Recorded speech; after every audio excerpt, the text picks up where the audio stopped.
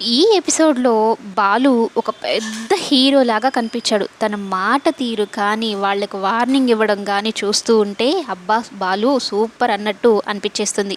ఇక ప్రభావతికైతే ఏదో చెప్పాలని ప్రయత్నిస్తూ ఉంటే, ఆగు ఆగు నేను నీ దాకా వస్తాను ఆగు.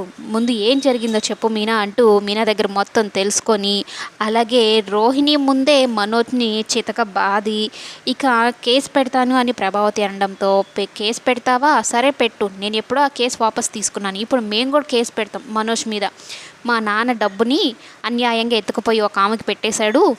మేము ముగ్గురం అనాథలైపోయాము అంటూ రవి పెడతాడు, మౌనిక పెడుతుంది, నేను కేసు పెడతాను. అప్పుడు మినిమం 5 సంవత్సరాలు జైలు శిక్ష పడుతుంది. అప్పుడు ఎలా విడిపించుకుంటారు మేము కూడా చూద్దాం అనగానే రోహిణి ఒక్కసారిగా కళ్ళు బైర్లు కమ్మేలాగా షాక్ అయిపోతుంది. ఇక అందరిని తిట్టుకుంటూ వచ్చి ఆఖరికి సత్యం కూడా పెడతాడు. నీ పెళ్ళంతా కాపురం చేసి నీకు కూడా మతిపోయిందా ఏంటి నాన్న? ఇంత జరుగుతుంటే మౌనంగా ఎందుకున్నావు?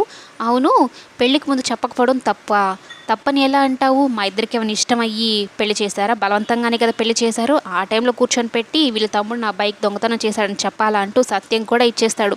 మీనా నువ్వు లోపల తీసుకొని వెళ్ళు. రే, ఇది నా ఇల్లు, నువ్వు ఎప్పుడైనా రావచ్చు, ఎప్పుడైనా వెళ్ళొచ్చు, మీ అక్క ఇంటికి నువ్వు రావచ్చు అని చెప్తూ వీళ్ళందరూ నేను సంపాదిస్తే తిని కూర్చొని అది తినేదరక్క ఇలా గొడవలు చేస్తూ ఉన్నారు. నువ్వు ఇలా ఇంకొకసారి ఏం చేయకపోయి మీనా అన్నం పెట్టు శివాకి అని చెప్పి లోపలికి పంపిస్తాడు. అలాగే రోహిణిని బాలుని వీడు పెళ్లి చేసుకున్నాడు, పెళ్ళాన్ని కూడా పోషించలేడు, నేను సంపాదించే సంపాదన మీదే ఆధారపడి తింటున్నారు అనగానే రోహిణికి తల తీసేసినట్టుగా అయిపోతుంది.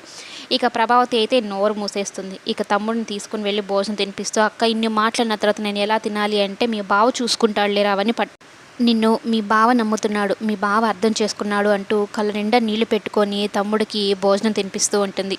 రాఖీ పండుగ రోజు తమ్ముడు అక్క బంధం ఏంటో మీనా అలాగే శివ చక్కగా చూపించారు. బాలు మాత్రం హైలైట్ ఈ సీన్లో.